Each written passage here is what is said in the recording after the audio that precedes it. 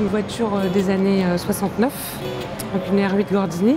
J'ai eu envie de la mettre en scène dans la ville de Deauville et dans laquelle on voit rarement, je pense, ce genre de petite voiture.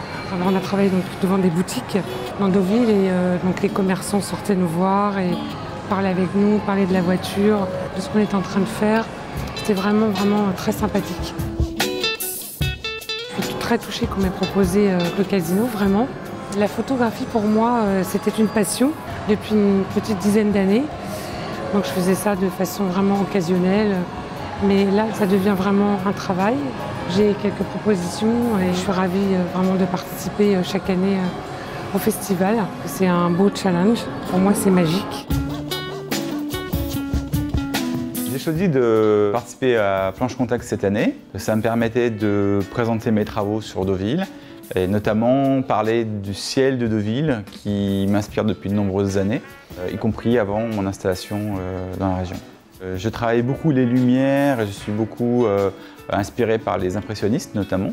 Et quand on vient à Deauville, on ne voit pas trop la mer, on voit surtout le ciel. Et pour peu qu'on marche du bassin de Morny jusqu'au bout de la plage après Trouville, le temps d'une marche, on voit le ciel évoluer, les lumières changer.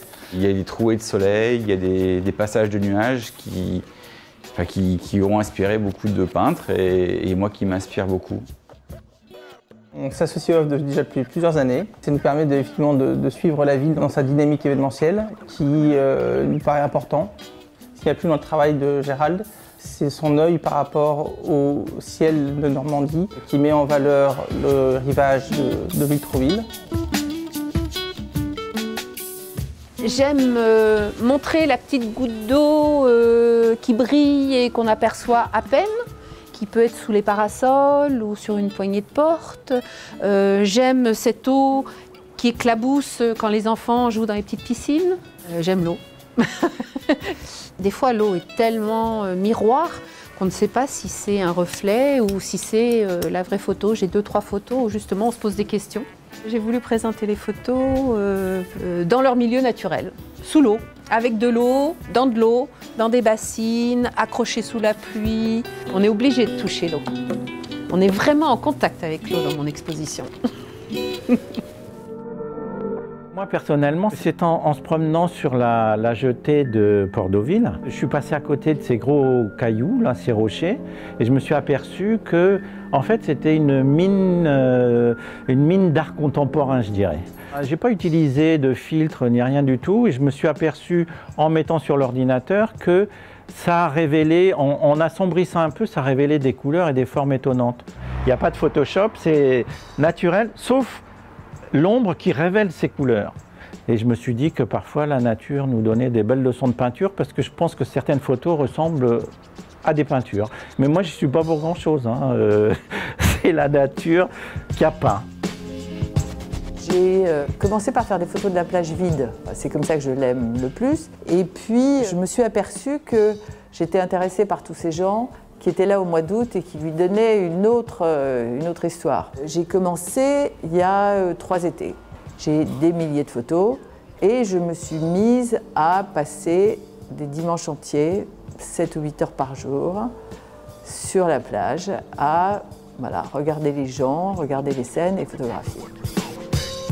J'ai été très fascinée par une grande joie de vivre qui se dégage en particulier ces dimanches-là. Il y a des gens qui font 6 heures de bus aller-retour pour passer 4 heures. Il y a de l'exubérance, il y a un mélange incroyable de nationalités, de langues. D'abord parce que c'est le mois d'août, il y a des touristes, il y a des gens d'ici, des gens qui viennent de la banlieue et tout le monde cohabite. C'est ça qui m'a intéressée.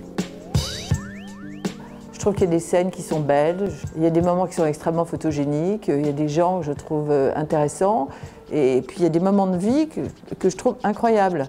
Vous avez ces garçons assis sur des tam-tams en train de jouer au Scrabble, qui est la première photo que j'ai faite. J'étais sidérée. C'était des Parisiens, tous originaires de Côte d'Ivoire, et qui, une fois par an, louaient un car pour venir tous ensemble passer une journée. Ils jouent au Scrabble quand même. C'est ça qui m'a donné envie. C'est cette première photo. Je me suis dit, il y a quand même des scènes de folie sur cette plage. Même s'il y a des photos qui ne sont pas forcément qui peuvent paraître pas très gentilles, elles sont quand même toujours prises avec bienveillance. Elle est un peu universelle, cette plage, comme elle est très grande. Il y a de la place pour tout le monde, il y a des gens qui viennent de partout pour en profiter. Et donc, on la partage. Je trouve que le reste de l'année, on ne la partage pas trop. On a plein d'espace, même quand il y a du monde. Là, il faut partager, je trouve ça assez joyeux.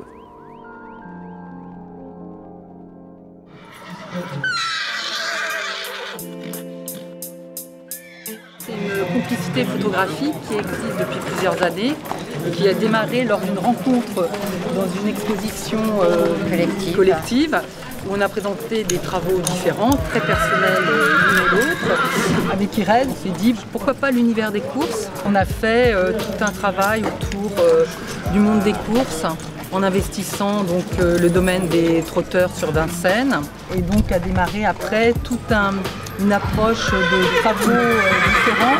Moi j'ai une démarche plutôt axée sur la couleur, plutôt plastique, pictural et voilà, Irène qui est dans quelque chose de plus brut on va dire et en noir et blanc. L'idée était vraiment d'un espèce de tronc commun d'images où vraiment elles se répondent. Et puis au fur et à mesure qu'on s'éloigne sur les côtés, chacune est un peu plus dans son domaine. C'est une forme d'écriture sur deux langages qui à un moment donné vont se répondre, vont fusionner. Quoi. Voilà. Enfin, il faut qu'on arrive à le fusionner de toute façon.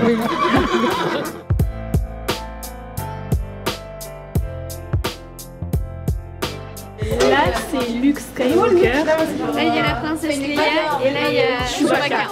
Le but de notre œuvre, c'était en fait de revisiter des films américains. On devait choisir une scène mythique dans un film américain. On a choisi Harry Potter parce que Daniel Radcliffe il est venu il n'y a pas longtemps. On a fait un sténopé en classe de physique euro-espagnol qu'on avait déjà travaillé l'année dernière en classe de second. Le sténopé, en fait, on a une boîte noire. On doit mettre un papier photo au fond qui est sensible à la lumière. C'est une boîte avec un petit trou devant. Donc dès qu'on laisse la lumière rentrer, on a dû utiliser des projecteurs, donc plusieurs projecteurs avec vraiment une intensité de lumière assez puissante. Et avec un temps de pause de 2 minutes 15, donc où on devait rester immobile. Et du coup, on a obtenu ce résultat-là. On a eu une photo noire, on a dû la passer sur des composants pour qu'elle passe en négatif. Et après, elle a été passée en positif par scanner à l'ordinateur et après, ils ont développé. C'était pas prévu du tout. Une promenade matinale. Tout à fait banal, un parasol qui m'a attiré l'œil. J'y suis allé, j'ai passé 2 heures à faire des photos. Donc j'ai commencé à prendre des gros plans des parasols en 2013 ou 2014. C'est resté dans mes tiroirs et j'ai eu cette idée quand même de proposer la planche contact. Ce qui fait que je suis retourné plusieurs fois pour refaire des photos, travailler à la maison. De façon naturelle, les parasols, c'est de la couleur. Mais je trouvais ça intéressant justement de passer en noir et blanc. C'est un peu surprenant par rapport au sujet.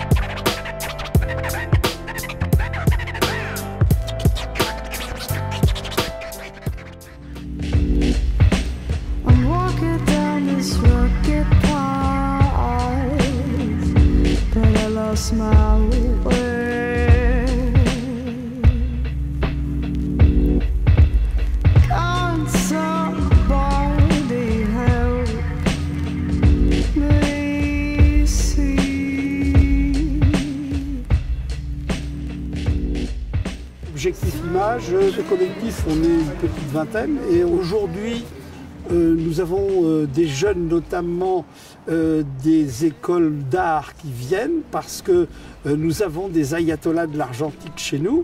Pour Planche Contact, nous sommes 4, nous sommes là. Nous avons Henri Carabajal. C'est notre spécialiste des techniques anciennes. Pour Deauville, j'ai voulu faire quelque chose qui sorte un petit peu de l'ordinaire par rapport à ce que je faisais. J'ai donc travaillé en argentique, j'ai développé mes films couleur moi-même et ensuite je les ai fait faire en tirage sur bâche. Avec lui, nous allons trouver Jean-François Bollon, qui lui a eu l'idée de rejoindre nos animaux de compagnie, à savoir la vue d'un chien dans Deauville. Jean-Pierre Bilot, que l'on voit de ce côté, il a travaillé avec Éole, avec une chanson de Georges Brassens qui parle du vent et de ce qui se passe avec. Quant à moi, j'ai travaillé sur la piscine de Deauville parce que j'ai trouvé que cette architecture qui était quand même très particulière était tout en contraste avec tout l'intérieur que représente cette ambiance de bain. Il y a d'ailleurs des volutes très agréables.